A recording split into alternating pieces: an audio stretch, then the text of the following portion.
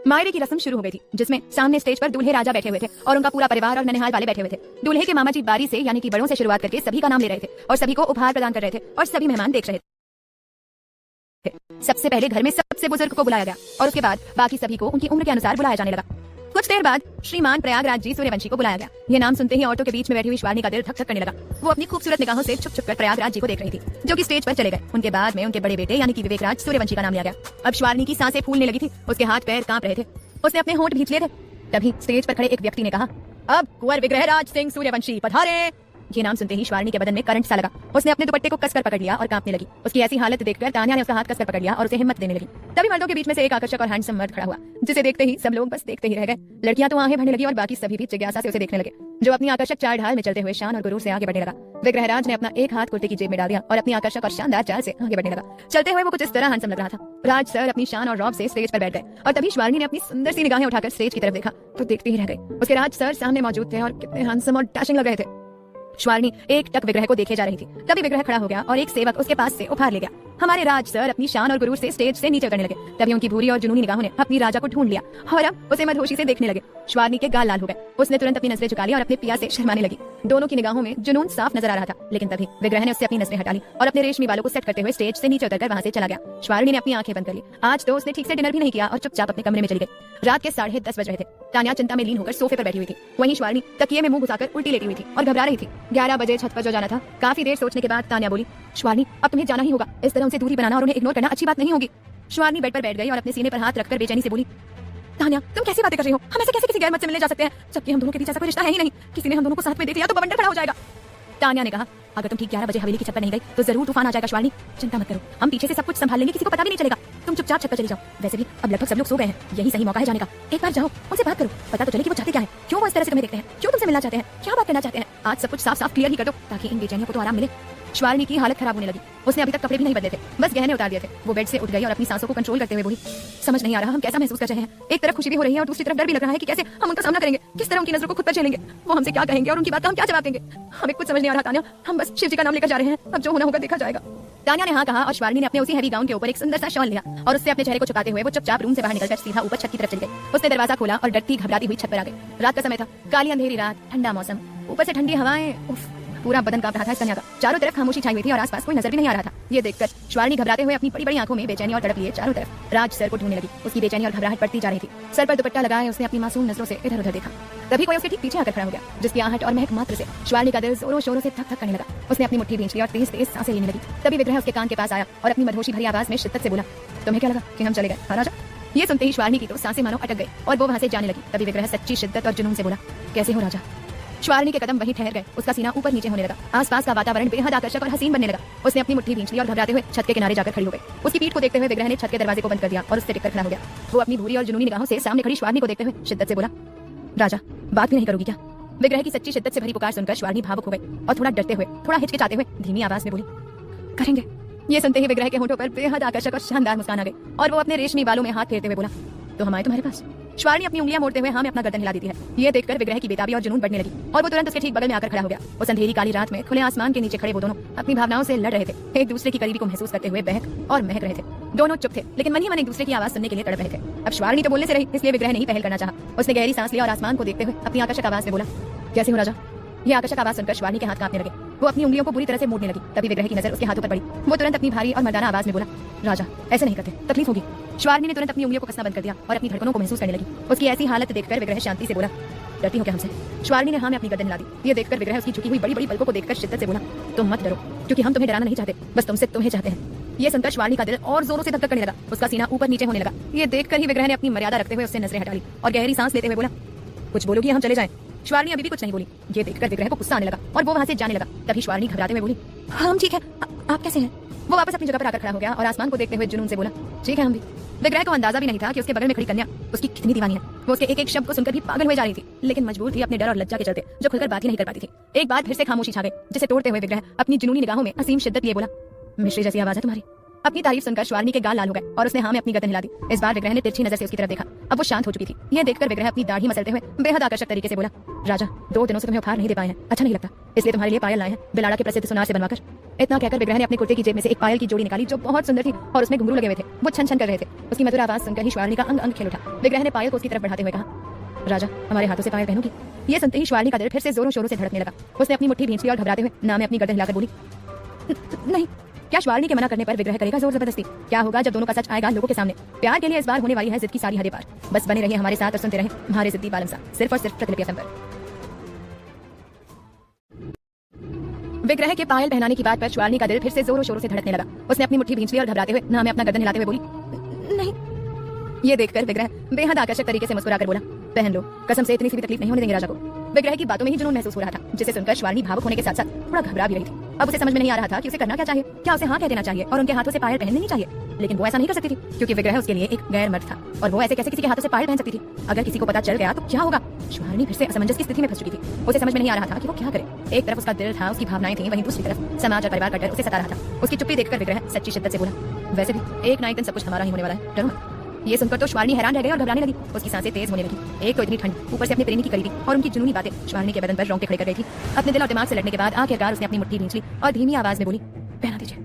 श्वारणी ने तो बस कहा था, लेकिन उसके कहने मात्र से विग्रह को कितनी खुशी हुई थी इसका अंदाजा श्वारणी को नहीं था। विग्रह अपनी जुनूनी निगाहों से उसके चेहरे को देखकर बोला, हमारी तरफ मुड़ जाओ। श्वारणी हिचकिचाते हुए उसकी तरफ मुड़ गए, लेकिन उसके सामने देखा तक नहीं, नजरें झुकाकर खड़ी थी। अपनी राजा की झुकी हुई पलकों को देखते हुए विग्रह सच्ची शिद्दत और जुनून से उसके आगे घुटनों के बल बैठ गया। ये देखकर श्वारणी तुरंत पीछे हटते हुए बोली, ये आप क्या कर रहे हैं? विग्रह उसके पैरों को देखते हुए शिद्दत से बोला, राजा को पायल पहना रहे हैं, अपना एक पैर हमारी तरफ बढ़ाओ। श्वारणी भावुक होकर विग्रह को देखने लगी जो उसके पैरों की तरफ देख रहा था। श्वारणी ने अपना एक पैर आगे बढ़ा दिया और थोड़ा सा अपने गाउन को ऊपर उठा दिया। थोड़ा और ऊपर होने लगा तभी विग्रह तुरंत बोला, बस रुक जाइए।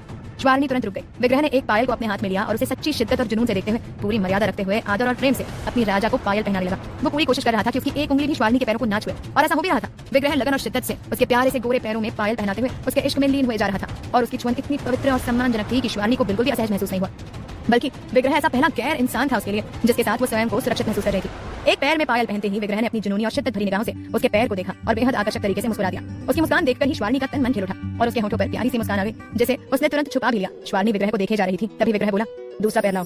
श्वारणी ने अपना दूसरा पैर भी आगे बढ़ा दिया और विग्रह ने उसे पायल पहना दी। अब वो दीवानों की तरह उसके दोनों पैरों को देखने लगा जिन पर पायल शोभा पा रही थी और इखला रही थी। विग्रह इस वक्त कैसा महसूस कर रहा था ये तो सिर्फ वही जानता था। वो श्वारणी के सामने घुटनों के बल बैठकर उसके सुंदर पैरों को देखे जा रहा था और वो शर्माई जा रही थी। तभी विग्रह जुनून से बोला, तुम्हें किसी की नजर न लगे राजा, सिवाय हमारे। ये सुनकर तो श्वारणी के गाल लाल हो गए और होठों पर शर्मीली मुस्कान आ गई। तभी विग्रह खड़ा हो गया और श्वारणी वहां से जाने लगी। उसे जाते हुए देखकर विग्रह तड़प उठा और तलब से बोला, तुम्हारे अंदर अपना भविष्य देखने लगे हैं हम। ये सुनते ही श्वारणी अपनी जगह पर जम सी गई। उसकी भावनाएं उसके बस में नहीं आ रही थी और तभी विग्रह आसमान को देखते हुए जुनून से बोला, तुमसे जुड़ना चाहते हैं हम। ये सुनकर श्वारणी ने अपनी मुट्ठी भींच ली और विग्रह उसे नशे से देखते हुए उसके करीब आते हुए बोला, तुम्हें अपना बनाना चाहते हैं हम। श्वारणी की तो हालत खराब होने लगी। अब वो अपने आप को नियंत्रण भी नहीं कर पा रही थी। तभी विग्रह ठीक उसके पीछे आकर खड़ा हो गया। तभी तेज तेज हवाएं चलने लगी जिससे श्वारणी के बाल उड़कर विग्रह के चेहरे पर आने लगे और उसे बहकाने लगे। श्वारणी के बालों की महक लेते ही विग्रह ने सुख और जुनून से अपनी आंखें बंद कर ली और बोला, तुम्हें अपने नाम करना चाहते हैं हम। विग्रह की जुनूनी बात सुनकर श्वारणी की आंखें भर आई। आंसुओं की बूंदें निकल ही आई थी और उसके गुलाबी गालों को गीला कर गए। वो कांपने लगी। उसके लिए ये छोटी बात नहीं थी। जिस इंसान को वो सब कुछ मानती थी, दिन रात उसके सपने देखती थी, उसकी दीवानी थी, आज वो इंसान सामने से अपने इश्क का इजहार कर रहा था। भले ही अप्रत्याशित रूप से कह रहा था, लेकिन कर रहा था और यही बहुत बड़ी बात थी। लेकिन किस्मत तो देखो श्वारणी की कि मजबूर लड़की ना कुछ बोल पा रही थी, ना जवाब दे पा रही थी। मन ही मन खुश भी हो रही थी और मन ही मन रो भी रही थी। धीरे धीरे उसका शरीर कांपने लगा। ठंड भी अपना असर पूरा दिखा रही थी। ऊपर से अपने विग्रह के इश्क के इजहार को सुनकर उसकी हालत ऐसे ही खराब हो जा रही थी। धीरे धीरे विग्रह ने अपनी आंखें खोली तो देखा श्वारणी का बदन कांप रहा था। ये देखकर उसने तुरंत अपनी जैकेट उतारी और उसे श्वारणी को पहनाने के लिए अपना हाथ आगे बढ़ाने लगा, मगर रुक गया। अपनी और श्वारणी की मर्यादा के चक्कर में श्वारणी के बाल लहराए जा रहे थे। बार बार विग्रह के चेहरे पर आकर उसे बेचैन और बेसब्र बना रहे थे। वो अपनी नशीली और जुनूनी निगाहों से उसे कुछ इस तरह देखे जा रहा था। विग्रह के रेशमी बाल भी लहराने लगे और उसकी भूरी निगाहों पर कब्जा करने लगे। वो अपने हाथ में जैकेट लिए खड़ा उसके बालों को देखे जा रहा था और श्वारणी भावुकता से आंसू बहा रही थी। दोनों ने ही अपनी आंखें बंद कर ली और इन ठंडी हवाओं में इश्क को महसूस करने लगे। विग्रह ने तुरंत अपनी आंखें खोली और अपनी तड़पती हुई निगाहों से श्वारणी को देखते हुए बोला, डर है तुम्हें मैं खो न दूं। श्वारणी ने अपने मुंह पर हाथ रखा और सुबक सुबक कर रोने लगी। वो तड़पने लगी और बेचैन होने लगी। ये सब कहते हुए विग्रह का दिल जोरों शोरों से धड़क रहा था। उसका मन कर रहा था कि एक बार तो वो अपनी पसंदीदा औरत को अपने सीने से लगाकर उसका सुकून हासिल करे और उसे सुकून दे। उसने अपनी भावनाओं को कुछ समय के लिए दबा दिया और बोला, ए राजा, ज्यादा कुछ नहीं कहेंगे, बस एक बार हमारे सामने देख लो और एक बार जी भर के हमें तुम्हारे चेहरे को देखने दो, फिर हम चले जाएंगे। विग्रह की ये बात सुनकर श्वारणी तुरंत उसकी तरफ मुड़ गई। विग्रह का तो पूरा बदन सहर उठा। उसने अपनी मुट्ठी भींच ली और उसका सीना ऊपर नीचे होने लगा। श्वारणी उसके सामने सर झुकाकर खड़ी थी और धीरे धीरे वो अपनी नजरें उठाने लगी। जैसे जैसे वो अपनी नजरें उठाने लगी, विग्रह की बेचैनी बढ़ने लगी और अंत में आकर श्वारणी ने अपनी झील से गहरी और सुंदर निगाहों से विग्रह की जुनूनी और शिद्दत भरी निगाहों में देखा तो विग्रह अंदर तक हिल गया और तुरंत पूरे हक और जुनून से बोला, हमारी हो तुम, सिर्फ हमारी, ले जाएंगे हम तुम्हें एक दिन। श्वारणी का अंग अंग कांप उठा और उसने तुरंत अपनी नजरें झुका ली। तभी विग्रह बेहद आकर्षक तरीके से और अपने जुनून में आकर अपनी भारी मर्दाना आवाज में बोला, अब इसे जिद समझो, जुनून समझो या कब्जा, लेकिन सच यही है कि तुम सिर्फ हमारी हो। श्वारणी की हालत खराब होने लगी थी और अब वो वहां पर ज्यादा देर रुक नहीं सकती थी। उसने आओ देखा न ताओ और सीधा वहां से जाने लगी। वो जैसे ही छत के दरवाजे के पास आई तभी विग्रह तड़प और तलब से बोला, ए राजा, कल हम जा रहे हैं। ये सुनकर तो जैसे श्वारनी को झटका सा लगा और वो तुरंत विग्रह की तरफ मुड़ी तो विग्रह बेहद आकर्षक तरीके से मुस्कुरा दिया। ये देखकर श्वारनी के गाल लाल हो गए और वो जल्दी से वहां से भाग गई। उसके जाते ही विग्रह ने अपने होंठ खींच लिए और अपनी जेब से सिगरेट और लाइटर निकालकर उन्हें लगा दिया अपने काम पर। अपने पतले होठों के बीच सिगरेट को रखा और उसे जलाकर उसके कश लेने लगा। वहीं दूसरी तरफ तान्या टेंशन में रूम में इधर से उधर टहल रही थी और श्वारनी का इंतजार कर रही थी। तभी रूम का दरवाजा खटखटाया गया, जिसकी आवाज सुनकर तान्या ने जल्दी से दरवाजा खोला तो सामने खड़ी दीपिका जी को देखकर उसके होश उड़ गए और वो डर के मारे पीछे हटने लगी। तभी दीपिका जी बोली, ये श्वारनी कहाँ है? बाथरूम में है क्या? तान्या की तो बोलती ही बंद हो गई थी। अब वो कैसे बताती दीपिका जी को कि उनकी बेटी तो अपने प्रेमी से मिलने गई है। तान्या के चेहरे के उड़े हुए रंग को देखकर दीपिका जी बोली, हम तुमसे बात कर रहे हैं तान्या, कहाँ है तुम्हारी दोस्त इतनी रात को? तान्या डरते हुए बोली, वो तान्या कितना कहती ही श्वारनी भागते हुए वहां पर आई और बिना अपनी मां को वहां देखे बोली, तान्या हमारी तो सांसें ही अटक गई थी। इतना कहते ही उसने सामने देखा तो उसकी रूह कांप उठी। रूम के बीचों बीच उसकी मां खड़ी थी जो अब गुस्से से श्वारनी को देख रही थी। श्वारनी की आंखों में डर साफ नजर आने लगा था, जिसे देखकर दीपिका जी ने उसका हाथ पकड़कर उसे अंदर खींच लिया और रूम का दरवाजा बंद करके गुस्से से बोली, ए छोरी, सच बोलना कहाँ गई थी? अगर झूठ बोला तो आपके पापा को बता देंगे, फिर वे आपकी हालत खराब कर देंगे। अपने पापा का जिक्र सुनते ही श्वारनी हड़बड़ाते हुए बोली, नहीं मम्मा प्लीज, ऐसा कुछ भी नहीं है। दीपिका जी चिल्लाते हुए बोली, चुप, एकदम चुप, इतनी रात को यूं अकेले कहाँ गई थी? किससे मिलने गई थी? सच बताओ वरना। तान्या भी डरने लगी और खुद में सिमटने लगी। तभी श्वारनी कांपते हुए बोली, मम्मा ऐसा कुछ भी नहीं है, हम किसी से मिलने नहीं गए थे, हम तो बस ताजी हवा खाने गए थे छत पर। वो दरअसल हमें उल्टी जैसा महसूस हो रहा था। तान्या भी साथ आने वाली थी लेकिन उसे फ्रेश होने जाना पड़ा, तो तब तक हम अकेले ही चले गए थे। दीपिका जी उसे घूरने लगी और उसे ऊपर से नीचे तक गौर से देखते हुए बोली, हमें शक हो रहा है कि कुछ तो गड़बड़ है, एक बार आपके पापा को बुला ही लेना चाहिए ताकि दूध का दूध और पानी का पानी हो जाए। ये सुनकर तो तान्या और श्वारनी के होश उड़ गए और दोनों का पूरा शरीर कांपने लगा। क्या श्वारनी का सच आने वाला है सबके सामने? क्या श्वारनी और विग्रह के प्यार के बीच श्वारनी के पापा बनने वाले हैं खतरा? प्यार के लिए इस बार होने वाली है जिद की सारी हदें पार। बस बने रहिए हमारे साथ और सुनते रहिए हमारे जिद्दी बालम साथ, सिर्फ और सिर्फ प्रतिलिपि FM पर। दीपिका जी श्वारनी को घूरने लगी और उसे ऊपर से नीचे तक गौर से देखते हुए बोली, देखो श्वारनी, माँ बाप को उनके बच्चे पूरे नहीं लगते हैं, लेकिन कई बार बच्चों के ऊपर कड़ी नजर रखना जरूरी होता है ताकि वे कोई गलत काम न करें, किसी गलत दिशा में न जाएं। हम तुमसे आज साफ तौर पर कह देते हैं कि कभी ऐसा कोई काम मत करना जो तुम्हारे माता पिता की इच्छा के खिलाफ हो। अगर ऐसा कुछ किया तो कसम से तुम्हारे लिए बहुत बुरा साबित होगा, फिर कोई माफी नहीं, फिर सजा मिलेगी। लेकिन हमें शक हो रहा है कि कुछ तो गड़बड़ है, एक बार तुम्हारे पापा को बुला ही लेना चाहिए ताकि दूध का दूध और पानी का पानी हो जाए। ये सुनकर तो तान्या और श्वारनी के होश उड़ गए और दोनों का पूरा शरीर कांपने लगा। दीपिका जी कमरे से बाहर जाने लगी तभी श्वारनी भागती हुई उनके पास आई और उनका हाथ पकड़कर घबराते हुए बोली, मम्मा मम्मा प्लीज हमारा यकीन करो, हम कभी कोई गलत काम नहीं करेंगे और आज भी हमने नहीं किया है। आप जानती हैं हमारे लिए आप दोनों की और परिवार की इज्जत सबसे ज्यादा जरूरी है, उसके बाद हमारी खुशियां आती हैं। हमारा यकीन कीजिए, हम कभी कोई गलत फैसला नहीं लेंगे। श्वारनी की आंखों में आंसू देखकर दीपिका जी पिघल गई और उसे अपने सीने से लगाकर उसकी पीठ सहलाते हुए प्यार से बोली, हमें भी माफ कर दो बेटा, इस तरह से बात नहीं करनी चाहिए थी, लेकिन क्या करें, हम माता पिता है ना, डरते हैं। आज का जमाना अच्छा नहीं है, हर किसी पर विश्वास नहीं किया जा सकता, ऊपर से तुम्हारा बहुत ज्यादा ध्यान रखना पड़ता है। पहले भी एक लड़के ने तुम्हें परेशान किया था, तुम जानती हो ना। हम नहीं चाहते कि दोबारा ऐसा कुछ भी हो, क्योंकि इससे परिवार का नाम खराब होता है, तुम्हारे दिमाग पर गलत असर पड़ता है। हम बस जल्दी से तुम्हें पढ़ा लिखाकर एक अच्छी नौकरी करवा देंगे और उसके बाद जैसे ही तुम 20-22 साल की हो जाओगी तुम्हारी शादी किसी अच्छे घर में करवा देंगे। अपनी माँ की बातें सुनकर तो श्वारनी टूट सी गई थी, लेकिन अपने चेहरे पर झूठी मुस्कान लिए उन्हें देख रही थी। दीपिका जी कमरे से बाहर चली गई और उनके जाते ही श्वारनी धड़ाम से जमीन पर घुटनों के बल बैठ गई। उसकी ऐसी हालत देखकर तान्या उसके पास आकर बैठ गई और उसके गले लगते हुए उदासी से बोली, हम लड़कियों की किस्मत में यही सब लिखा होता है श्वारनी, हम जानते हैं ऊपर छत पर तुम्हें तुम्हारी खुशी मिली होगी, लेकिन देखो ना नीचे आकर सब कुछ खत्म हो गया। तान्या की बात सुनते ही श्वारनी सुबक सुबक कर रोने लगी और तड़पते हुए बोली, हम क्या करें तान्या, एक तरफ हमारा प्यार है जो खुद हमसे प्यार करता है और हमारे ऊपर हक जताता है, लेकिन मजबूरी देखो हमारी कि हम उनसे खुलकर बात भी नहीं कर सकते, उनसे कह भी नहीं सकते कि हाँ विग्रह, हाँ हम भी आपके साथ जुड़ना चाहते हैं, हम भी आपके नाम होना चाहते हैं, सिर्फ आपके। लेकिन हम एक संकीर्ण सोच के लोगों के साथ रहते हैं जो हमारे इस प्रेम को कभी समझ नहीं सकते। दूसरी तरफ हमारे माता पिता हैं जिनसे हम बहुत प्यार करते हैं, आदर करते हैं और उनके खिलाफ कभी नहीं जा सकते। हम पागल हो जाएंगे तान्या, तुम्हें पता है उन्होंने हमें पायल पहनाई है, हमारे साथ अपना भविष्य देखने लगे हैं और एक हम हैं जो इतने डरपोक है कि मुंह फेर कर आ गए। तान्या की आंखें भर आई और वो दुखी होकर बोली, श्वारनी भविष्य में क्या होगा हम नहीं जानते हैं, इसलिए हमने शुभम के आगे अपने प्यार का इजहार कर ही दिया और अब उनके सामने कभी नहीं जाएंगे। ये सुनकर श्वारनी ने अपनी आंखें बंद कर ली और दोनों लड़कियां अपने अपने प्रेम को याद करते हुए दुखी होने लगी। रात के 12 बजे श्वारनी बिस्तर पर सिकुड़ कर लेटी हुई बार बार अपनी पायल को छू रही थी और उसे वो हसीन पल याद आ रहा था जब विग्रह उसे पायल पहना रहा था। कितना खूबसूरत था सब कुछ, कितना हसीन और बेहिसाब जुनून से भरा हुआ। वो सब याद करते हुए श्वारनी की आंखें भर आई और वो माफी मांगते हुए बोली, विग्रह माफ कीजिए, लेकिन आपको हमारे साथ अपना भविष्य नहीं देखना चाहिए, हम एक मजबूर कन्या है जो शायद आपके लायक नहीं है। श्वारनी हिम्मत हार रही थी, लेकिन दूसरी तरफ विग्रह अपने इश्क के नशे में चूर होकर सिगरेट पर सिगरेट पिया जा रहा था।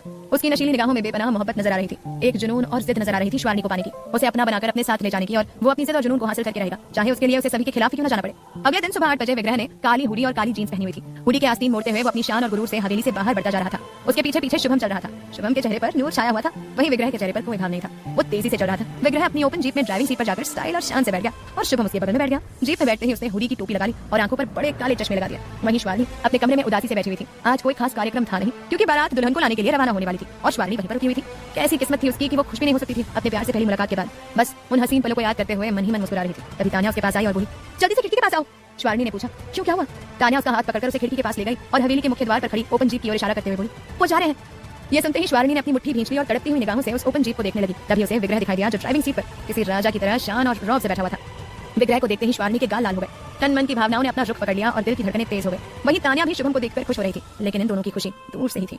वहीं जीप में बैठे विग्रह का दिल धक धक करने लगा। उसे वही एहसास होने लगा जो इन दिनों से सबसे ज्यादा प्रिय थे, जिनका वो दीवाना था। और इन एहसासों का एहसास होते ही उसने तुरंत हवेली के ऊपर की तरफ देखा तो श्वारणी छेम गई और विग्रह के पतले गुलाबी होठों पर आकर्षक मुस्कान आ गई। उसने अपना चश्मा हटाया और अपनी जुनूनी निगाहों से अपनी राजा को देखने लगा। विग्रह की जुनूनी और शिद्दत भरी निगाहों को खुद पर पाकर श्वारणी का रोम रोम खिल उठा, सांसें तेज होने लगी और अंग अंग बहकने लगा। उसने खिड़की को कसकर पकड़ लिया और तेज तेज सांस लेने लगी। धीरे धीरे श्वारणी ने अपनी नजरें झुका ली। विग्रह ने जीप को स्टार्ट कर दिया और तेजी से वहां से चला गया। वहीं श्वारणी खुद में सिमटने लगी, मन ही मन मचलने लगी और अपने इस नए प्रेम में लीन होने लगी। विग्रह तो जोधपुर चला गया था और वहां पहुंचते ही अपने काम पर लग गया था। वहीं विवाह समारोह निपटने के बाद श्वारणी और उसका परिवार भी जोधपुर लौट आए और आज दोनों सहेलियां स्कूल जाने के लिए निकल गई। बस से उतरकर वे दोनों बिल्डिंग में चली गई। 2 दिन बीत गए थे और इन 2 दिनों में एक बार भी श्वारणी विग्रह से नहीं मिली। ना उन्हें देखा, ना उनसे बात हो पाई, जिस वजह से वो बहुत परेशान हो रही थी। उसे समझ में नहीं आ रहा था कि अचानक से क्या हो गया और वो कहां पर गायब हो गए हैं। हालांकि वो खुद उनके सामने नहीं जाना चाहती थी। उसे समझ में नहीं आ रहा था कि 2 दिन से विग्रह कहां पर है। उनके बारे में सोच सोचकर श्वारणी दुखी हो रही थी। उसे बार-बार रोना आ रहा था। तान्या उसकी भावनाएं समझ रही थी क्योंकि वो भी इस स्थिति से गुजर रही थी। उसने भी 2 दिनों से शुभम को देखा नहीं था। वहीं श्वारणी अब उदास रहने लगी थी और इस समय लंच टाइम पर कैंटीन में अकेली बैठी हुई थी क्योंकि तान्या कुछ दिनों के लिए अपने ननिहाल गई थी। उसकी नानी जी की तबीयत खराब थी। शौर्य अपना लंच करके खेलने चला गया था और श्वारणी टेबल कुर्सी पर बैठी एक किताब पढ़ रही थी जो उसे विग्रह ने ही दी थी।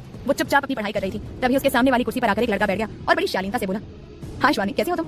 ये आवाज सुनकर श्वारणी ने सामने देखा तो एक लड़के को देखकर हैरान रह गई और अपनी जगह से उठने लगी। तभी वो बोला, अरे अरे घबराओ मत, प्लीज बैठो ना, मैं तुमसे पढ़ाई से जुड़ी कोई बात करना चाहता हूँ। थोड़ा हिचकिचाते हुए श्वारणी बैठ गई। तभी वो लड़का बोला, श्वारणी, मेरा नाम विक्रांत सेठ है, मैं भी 12वीं कक्षा में ही हूँ, लेकिन साइंस स्ट्रीम में। दरअसल मैं तुम्हारे लिए किसी का मैसेज लेकर आया हूँ। दरअसल मेरे बड़े भाई तुमसे मिलना चाहते हैं, उन्हें तुम बहुत पसंद हो, तो क्या तुम उनकी गर्लफ्रेंड बनना चाहोगी? वो बहुत अच्छे हैं, बहुत हैंडसम है, वो एमटेक कर रहे हैं और अगले साल तक उनकी नौकरी भी लग जाएगी।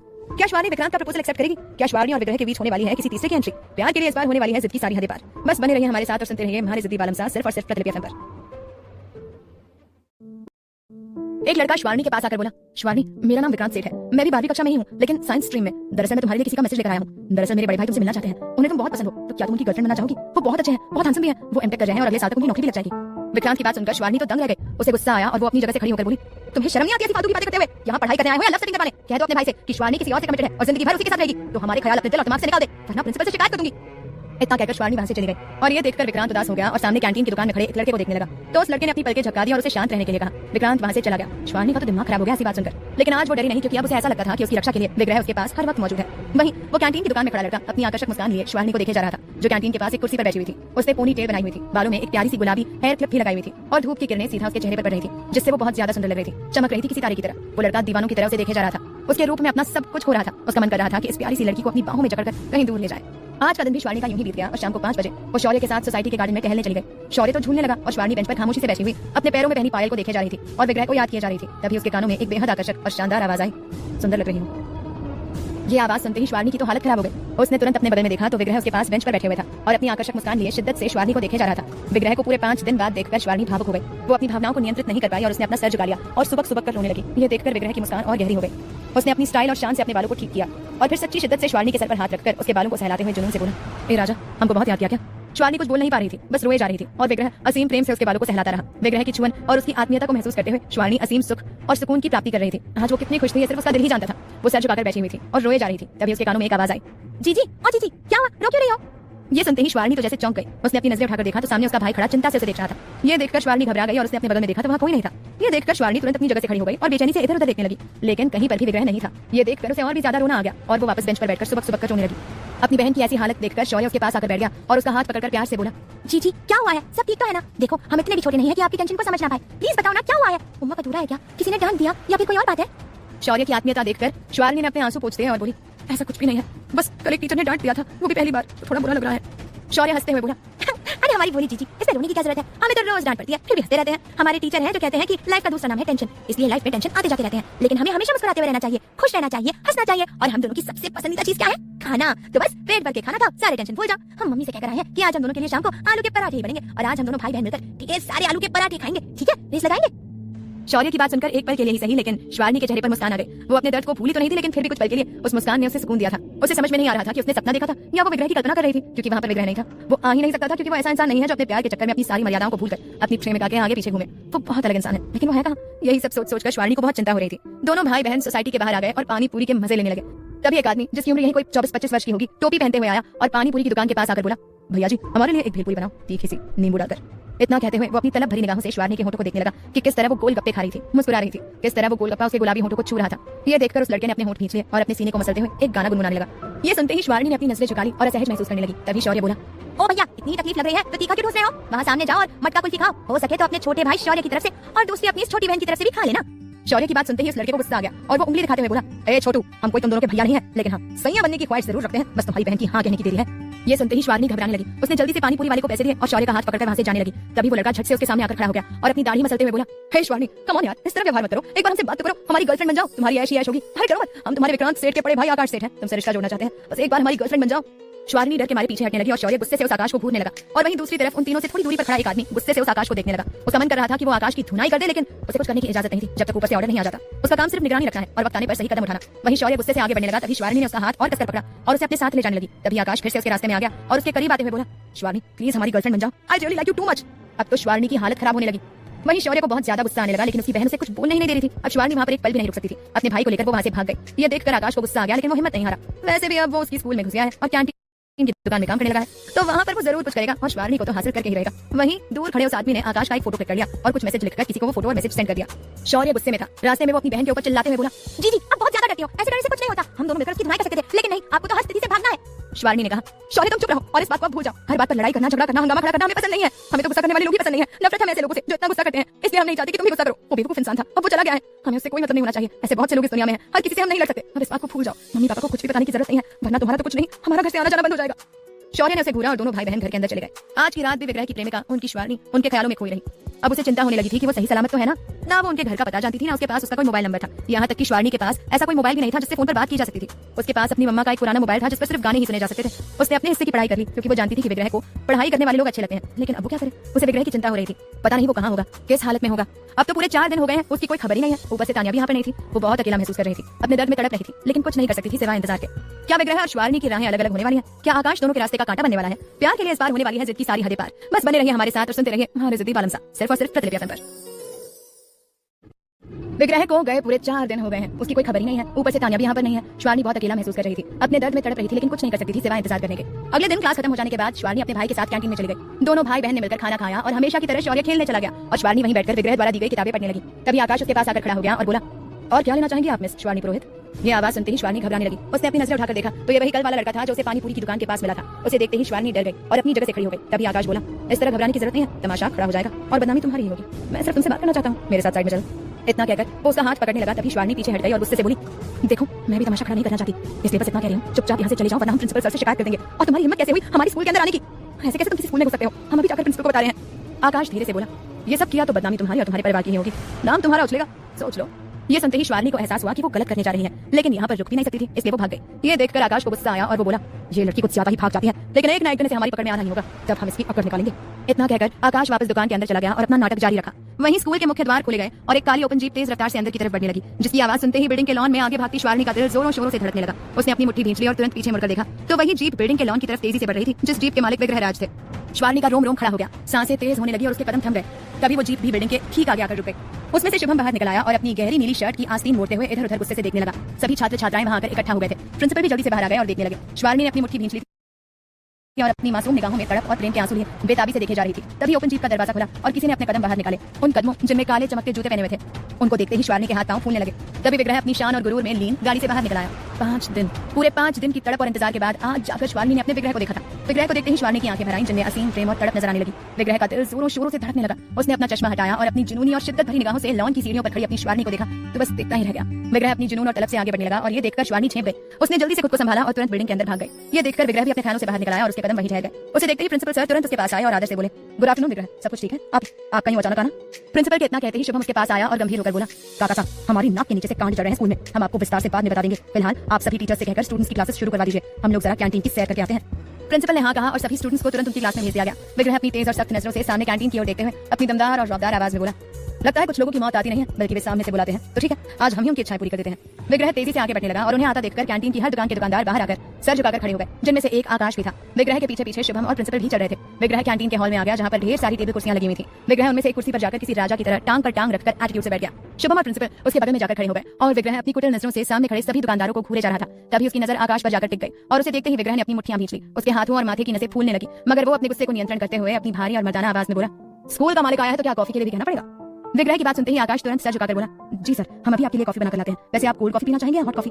उस आकाश की आवाज सुनते ही विग्रह के गुस्से की सीमा नहीं रही। उसने अपने होंठ खींच लिए और बड़ी मुश्किल से अपने गुस्से को नियंत्रण किया और कटाक्ष में बोला, अब इतना भी बताना पड़ेगा, सर्दियों का मौसम चल रहा है, ऊपर से जोधपुर की ठंड, तो क्या इतनी सर्दियों में तुम हमें कोल्ड कॉफी पिलाकर बीमार करना चाहते हो?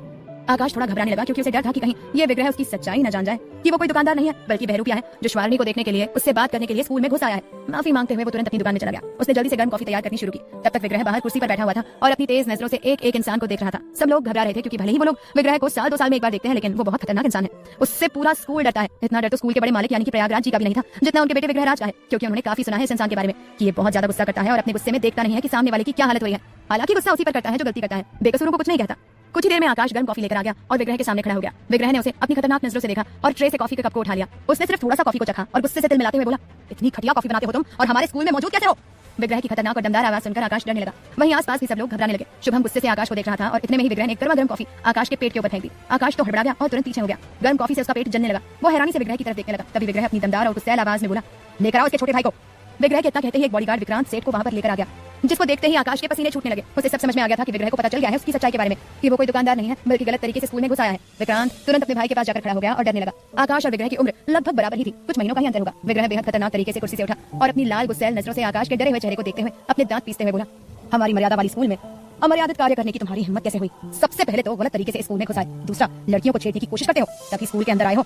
विग्रह की बात सुनकर सब लोग हैरान रह गए। प्रिंसिपल को भी यकीन नहीं हो रहा था आकाश कुछ कह पाता। इससे पहले ही विग्रह ने उसकी कॉलर पकड़कर उसे जोर से धक्का दे दिया। आकाश तुरंत जमीन पर गिर गया। यह देखकर विक्रांत भाई को उठाने लगा। तभी विग्रह चिल्ला उठा, ए लड़के, उम्र के हिसाब से काम नहीं होता, शर्म नहीं आती गलत काम में अपने भाई का साथ देते हुए? शुभम, इस लड़के को स्कूल के अंदर लेकर जाओ, इसको हम अलग तरीके से समझाएंगे, पहले इसके भाई से निपट ले।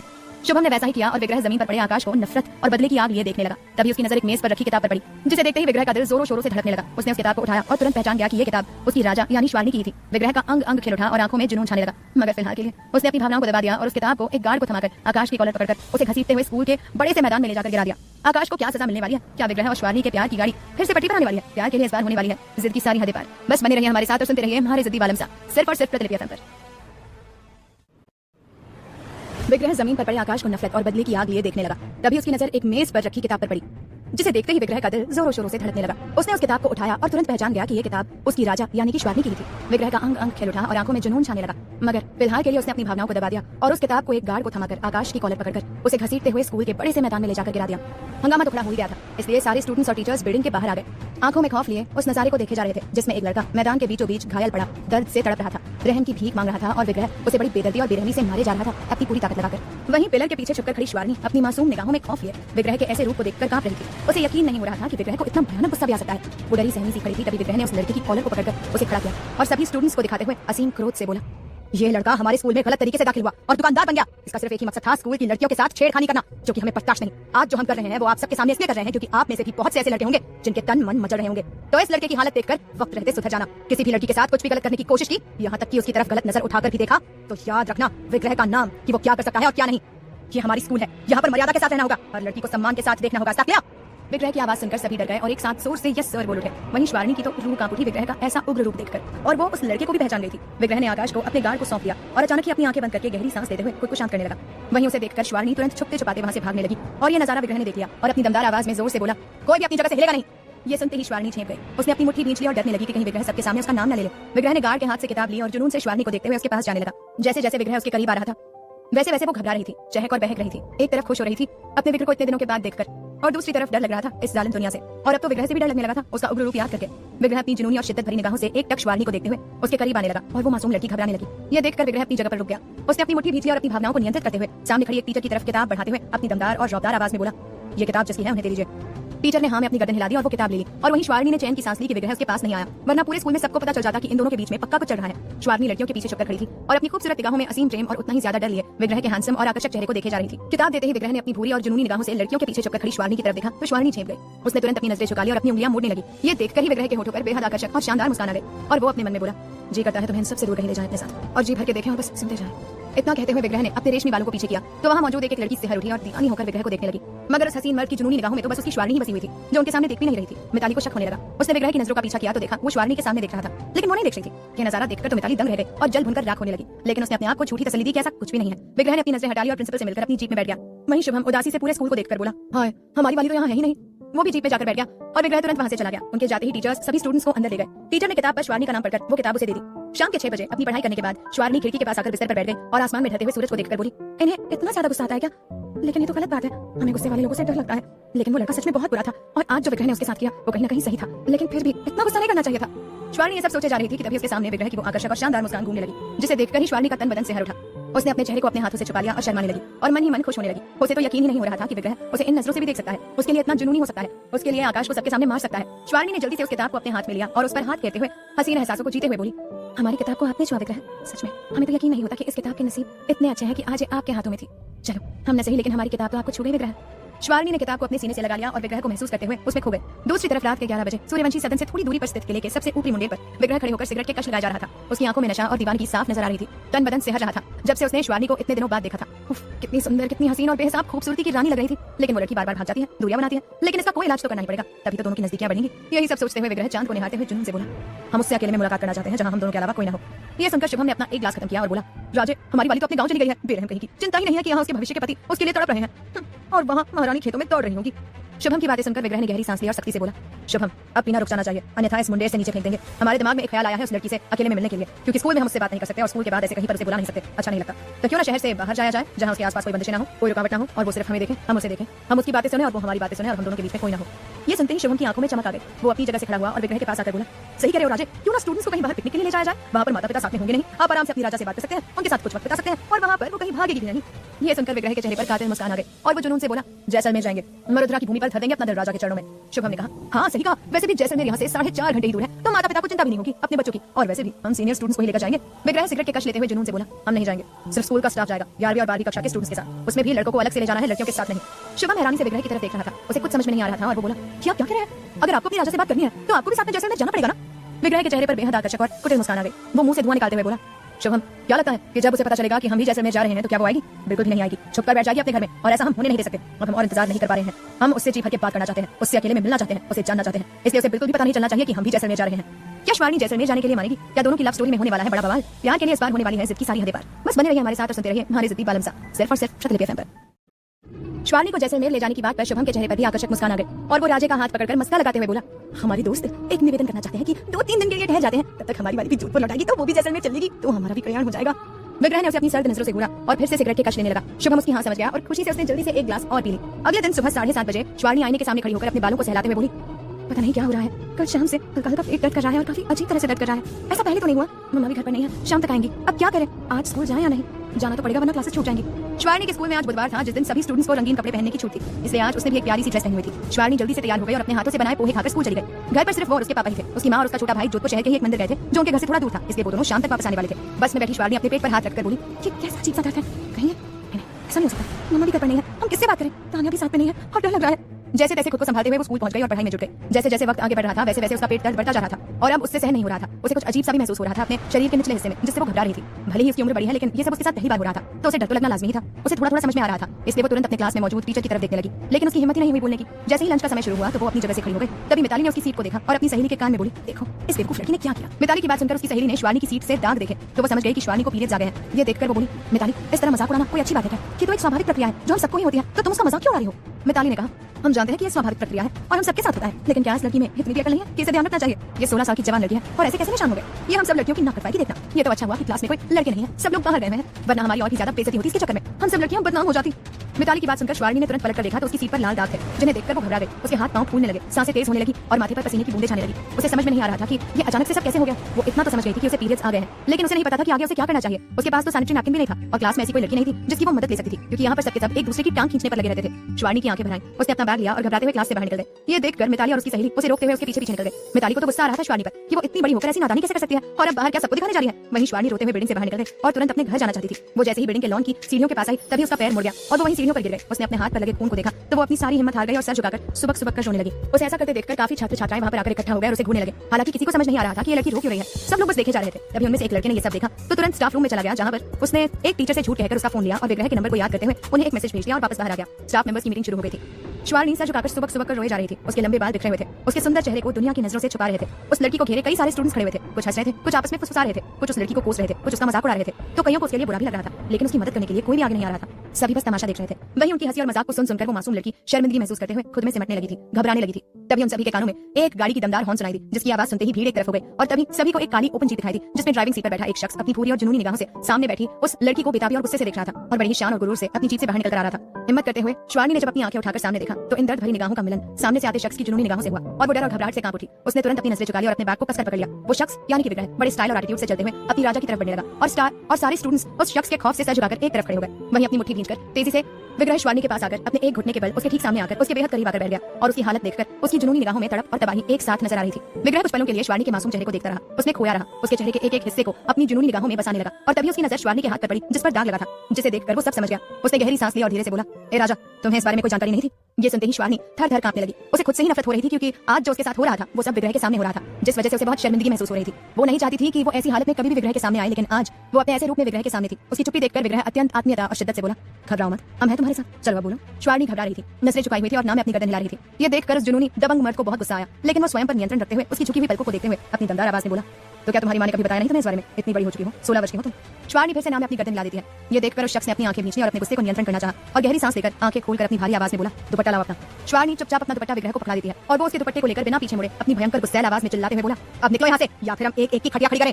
उस तूफानी और दबंग मर्द की गुस्सैल और भयंकर आवाज सुनकर सारे स्टूडेंट्स वहां से भाग गए दुम दबाकर। वहीं वो लड़की डर के मारे थर थर कांप रही थी। मिताली तो जलकर लाल हो गई थी, लेकिन मजबूरी में उसे भी वहां से जाना ही पड़ा। अब वहां पर कोई नहीं था सिवाय विग्रह और शिवानी के। सबके जाते ही विग्रह बोला, तुम्हें पता है हमें रोते हुए लोग बिल्कुल नहीं पसंद है, लेकिन न जाने क्यों तुम्हें रोता हुआ देखकर हमारे सीने में दर्द होता है। जी चाहता है कि तुम्हारे लिए इस पूरी दुनिया में आग लगा दे, सबको बर्बाद कर दे और तुम्हारे कदमों में सारी खुशियां ला कर सकते। विग्रह की जुनूनी और खूबसूरत बातें सुनकर शिवानी का अंग अंग खिल उठा। तभी विग्रह असीम प्रेम और शिद्दत से बोला, चलो अब खड़ी हो जाओ।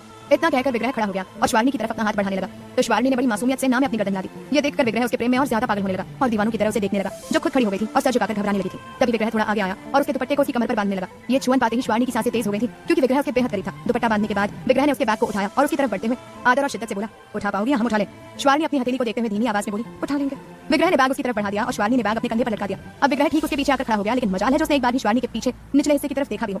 उसने तो अपनी तेज नजरों से सीढ़ियों की तरफ देखा तो एक सीढ़ी पर जहां राजा बैठी हुई थी छोटा सा दाग बना हुआ था, जिसे देखकर विग्रह ने गहरी सांस ली और अपनी गर्दन को कभी दाईं तो कभी बाईं तरफ घुमाते हुए इधर उधर देखने लगा और अपनी जेब से रुमाल निकालकर सीढ़ियों पर लगे दाग को साफ कर दिया और रुमाल को बगल के डस्टबिन में डाल दिया। उसने शिवानी को पता तक नहीं चलने दिया कि ये सब भी हुआ था और अब उसके लंबे बालों को देखते हुए शिद्दत से बोला, आओ तुम्हें तुम्हारे घर छोड़ देते हैं। शिवानी ने हाँ में अपनी गर्दन हिला दी और धीमी गति से आगे बढ़ते हुए जीप के पास आ गए। तभी उसके पीछे चलता विग्रह बोला, हाँ बस यहीं रुक जाओ। विग्रह ने जीप का दरवाजा खोला और बोला, बैठो अंदर। शिवानी हिचकिचाते हुए पीछे हटने लगी तो विग्रह सख्ती से बोला, राजा वक्त की कमी है हमारे पास, जल्दी बैठो, हम एक मीटिंग बीच में छोड़कर आए हैं। ये सुनकर शिवानी जल्दी से सीट पर बैठ गई और दरवाजा बंद करके विग्रह भी उसके बगल में ड्राइविंग सीट पर बैठ गया। जीप स्टार्ट करते हुए उसने अपनी तेज और कुटिल निगाहों से चारों तरफ देखा कि कोई उन दोनों को देख तो नहीं रहा। क्या दोनों के प्यार का राज खुलने वाला है? क्या विग्रह की यह हरकत शिवानी को उसके और करीब लाएगा? प्यार के लिए इस बार होने वाली है जिद की सारी हदें पार। बस बने रहिए हमारे साथ और सुनते रहिए माने जिद्दी वालम सा, सिर्फ और सिर्फ प्रतिलिपि FM पर।